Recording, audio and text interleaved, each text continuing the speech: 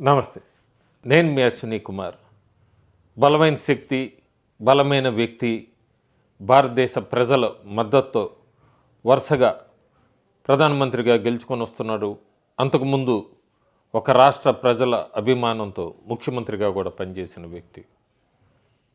ఆ వ్యక్తి ప్రధానమంత్రిగా ఉంటే ఎక్కడ ఆటలు సాగవు. భారతదేశంలో ప్రతిపక్షాలపై కాకుండా పక్కనున్న సరిహద్దుల దేశంలో పాకిస్తాన్ లాంటిది, చైనా లాంటిది, అమెరికా డీప్ స్టేటు, శత్రు దేశాలన్నిటి ఆటలు సాగట్లేదు. ఎట్లాగైనా సరే ఈ వ్యక్తి ఉన్నంత వరకు ఆటలు సాగవు. భారత్ ముందుకు వెళ్తుంది. ఏదో రకంగా పడగొట్టాలి, విడగొట్టాలి. దానికి సాయశక్తుల మన భారతదేశానికి చెందిన ఒక ఎకో సిస్టము, అట్లాగే కొన్ని ఛానల్స్ సాయశక్తుల ప్రయత్నిస్తున్నాయి. వీళ్ళకి యూకే సంబంధించింది, అట్లాగే అమెరికాకు సంబంధించిన మ్యాగజైన్స్ కూడా ఆర్టికల్స్ ప్రింట్ చేస్తున్నాయి. నేను మాట్లాడుతున్న వ్యక్తి భారతదేశ ప్రధానమంత్రి నరేంద్ర మోడీ గురించి. నేను చెప్తున్నదంతా కూడా ఆయన ఎట్లా దింపాలి, ఆయన ఏ రకంగా వచ్చే ఎన్నికల లోపల అష్టదిగ్బంధం చేయాలి. చాలా కథనాలు 2018-19లో ఆ ఎన్నికల ముందు జరిగినవి, రైతుల ఉద్యమాలను తీసుకురావటము, చాలా సిఏఏ ఏదైనా దేని గురించైనా 2023-24లో రాజ్యాంగం గురించని, పర్సనల్ అబ్యూజ్మెంటు, బహుశా ప్రధానమంత్రిగా ఆయన్ని విమర్శించినంత ఎవరిని కూడా విమర్శించుండరు. వ్యక్తిగతంగా, కుటుంబ పరంగా తల్లిని కూడా మధ్యలో తీసుకొని వచ్చి వీళ్ళ కామెంట్స్, అపహాస్యం ఏదైనా అన్నీ తట్టుకొని నిలబడిన వ్యక్తి మోడీ. ప్రస్తుతం ఏం జరుగుతుంది, తెర మీదకి ఏమొస్తుంది? 2029లో ఎన్నికలు యాజ్ పర్ షెడ్యూలు, కానీ స్పెక్యులేషన్స్ ఉన్నాయి 2027లో జమిలీ ఎన్నికలకు వెళ్ళొచ్చని. జమిలీ ఎన్నికలకు వెళ్ళినా 2029కి వెళ్ళినా వేవ్ ఇంపాక్ట్ ఇంకా ఉంది నరేంద్ర మోడీ అన్నది సాక్షాత్తు విదేశీ పత్రికలే లేదా మార్నింగ్ కన్సల్ట్ లాంటి వాళ్ళే 71%తో ఇప్పటికే నరేంద్ర మోడీ గ్లోబల్ లీడర్. భారతదేశంలో 74% మంది నరేంద్ర మోడీనే కోరుకుంటున్నారన్నది రీసెంట్గా నవంబర్ నెలలో ఇచ్చిన సర్వే. ఆ సర్వేలు చూశాక ఎక్కడా కూడా ఊపిరాడట్లేదు. అధికారం దాహంతో పూర్తిగా మునిగిపోయిన, ముఖ్యంగా చెప్పాలంటే కాంగ్రెస్ పార్టీ, అట్లాగే వాటిలో ఉన్న కొన్ని మిత్రపక్ష పార్టీలకి కొత్త కథనాలు తీసుకొని వస్తున్నారు తెర మీదకి. రౌటర్స్ కథనం అందరికీ తెలిసిందే.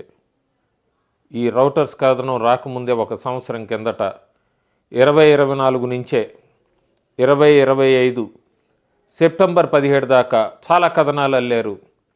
75 సంవత్సరాలు వచ్చేస్తుంది, నరేంద్ర మోడీ తప్పుకుంటున్నాడు. కొంతమంది అయితే ఇండియా టుడే లాంటి మ్యాగజైన్స్, కొంతమంది అయితే ఆర్ఎస్ఎస్ వాళ్ళతో మీటింగ్ అయిపోయింది. మోహన్ భగవత్ చాలా స్ట్రిక్ట్గా వార్నింగ్ ఇచ్చారు, ఈయన్ని పదవి నుంచి తప్పుకోమని. మోడీ దిగిపోతున్నాడు. సెప్టెంబర్ 17 ఆయన జన్మదిన సందర్భంగా రాజీనామా సమర్పిస్తున్నాడంటూ కట్టు కథలు అల్లారు 2025 సెప్టెంబర్ దాకా. నేను 2025 సెప్టెంబర్ 17కి ముందే ఒక 5-6 నెలల నుంచి ఎప్పుడైతే ఈ కథనం మొదలైందో చాలా వీడియోస్ చేశాను. ఎకో సిస్టమ్ గెలుస్తుందా, ఎవరు గెలుస్తారు, ఇదొక పెద్ద కుట్ర అని కూడా చేశాను. థంబ్నెయిల్స్ పెడతాను.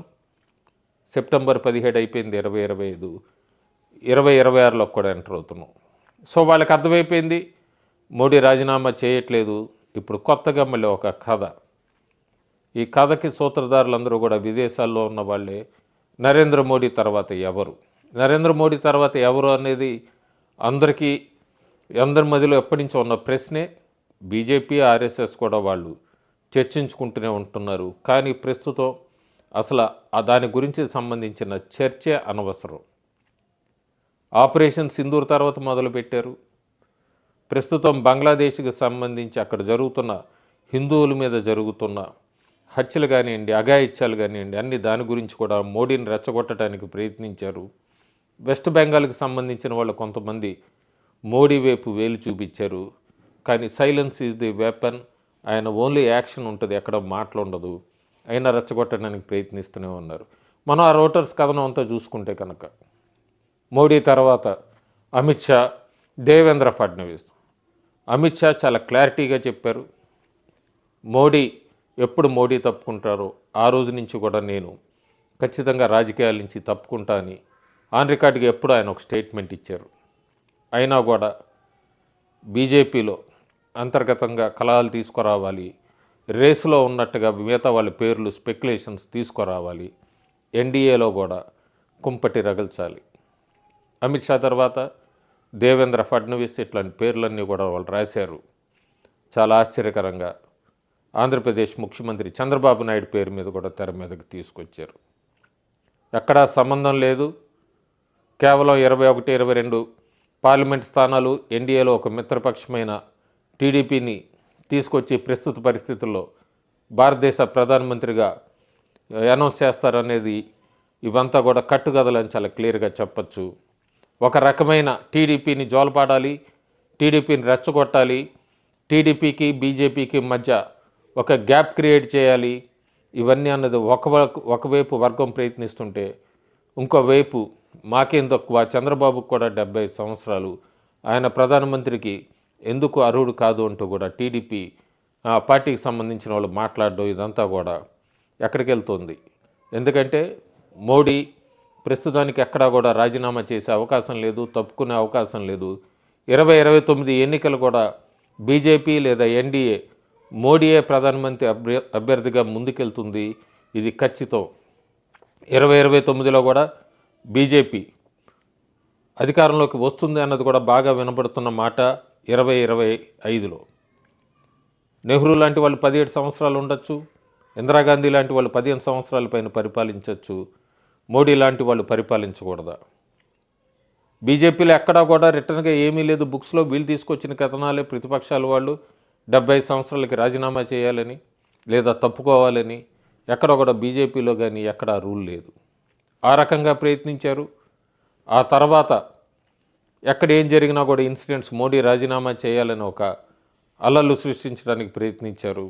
అవి వర్కౌట్ కాలేదు. ప్రస్తుతానికి టీడీపీ చంద్రబాబు నాయుడు ముఖ్యంగా తెలుగు రాష్ట్రాలకు సంబంధించిన మీడియా, టీడీపీకి అనుకూలమైన మీడియా అయితే థంబ్నెయిల్స్ పెట్టడం మొదలుపెట్టేసినప్పుడే బాబుకి గ్రీన్ సిగ్నల్ ఇచ్చేశారని పీఎంగా, ఆర్ఎస్ఎస్ వీళ్ళందరూ కూడా ఓకే అన్నారని, లైన్ క్లియర్ అని థంబ్నెయిల్స్ పెట్టడం ఒక్కసారి జర్నలిజాన్ని ఇటువైపు తీసుకెళ్తున్నారో ఆలోచించుకోవాలి. మోడీ కాంగ్రెస్తో పోటీ పడతాడు, దేశం రక్షణ కోసం పోటీ పడతాడు, దేశంలో అన్ని రాష్ట్రాల అభివృద్ధి కోసం ముందుకెళ్తాడు. ముఖ్యంగా చంద్రబాబు నాయుడు ఈరోజు బీజేపీతో ఉండొచ్చు, కానీ వెనక నుంచి అన్నీ చూస్తారు కథలు. ప్రధానమంత్రికి ఎవరో ఏముంది, క్వాలిఫికేషన్స్ ఏంటని. గతంలో 99 నుంచి 2004 మధ్యలో ఆయనకు అవకాశం వచ్చిందని చెప్పుకుంటారు టీడీపీ నాయకులు. ఆయన కూడా నాకు వచ్చినా కూడా నేను యాక్సెప్ట్ చేయలేదనే మాటే తప్ప ఎక్కడా కన్ఫర్మ్ న్యూస్ లేదు. 96లో కూడా 96 ముందు ఆ పీరియడ్ అప్పుడు కూడా ఆయనకు ఒకసారి అవకాశం వచ్చిందని చెప్తారు. గుజరాల్ టైం అప్పుడప్పుడు కూడా ఎక్కడా కూడా కన్ఫర్మ్ న్యూస్ కాదు. ఏదైనప్పటికీ బాబు ప్రధానమంత్రిగా అర్హుడా కాదా అనేది పక్క పెడితే ఈ కథనాలంతా కూడా పెద్ద గాసిప్స్. ఆ గాసిప్స్కి ఊతమివ్వటం తెలుగు మీడియా కూడా చాలా ఆశ్చర్యం కలిగిస్తుంది. చాలా క్లియర్ కట్గా చెప్పచ్చు. ఇదేదో కాంగ్రెస్ వాళ్ళు అన్నారంటే తప్పుకోండి ఇదంతా అంటే మోడీని అంటే మనం వేరే రకంగా అనుకోవచ్చు. కానీ తెలుగు ఛానల్స్ కానీ తెలుగు ముఖ్యంగా శాటిలైట్ ఛానల్స్ యూట్యూబ్ వాళ్ళు వ్యూస్ కోసం పెట్టారంటే వేరు. శాటిలైట్ ఛానల్స్ అన్నీ కూడా మోడీ తర్వాత బాబు పిఎం అని పెట్టడం కూడా ఇదంతా కూడా పూర్తిగా డైవర్షన్ పాలిటిక్స్ అని చెప్పచ్చు.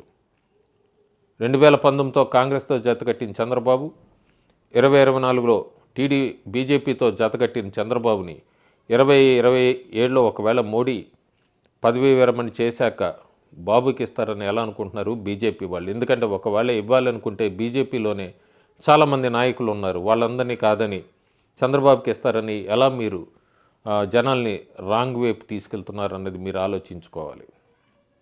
నా వరకు పర్సనల్గా 2029 దాకా నరేంద్ర మోడీ ప్రధానమంత్రిగా ఉంటారు. ఆ తర్వాత కూడా నరేంద్ర మోడీ సారథ్యంలోనే ఎన్డీఏ ఎన్నికలకి వెళ్తుంది. ఇకనైనా దయచేసి ఈ స్పెక్యులేషన్స్ ఆపేసేయండి. ఈ స్పెక్యులేషన్స్, ఈ కట్టుకథలంతా కూడా ఆపేసేయండి. ఎవరు కూడా Narendra Modi step down hour. Narendra Modi will continue as prime minister up to 2029 అన్నదైతే మీరు బ్లాక్ లెటర్స్తో హెడ్లైన్స్లో హ్యాపీగా పెట్టుకోవచ్చు. Thank you.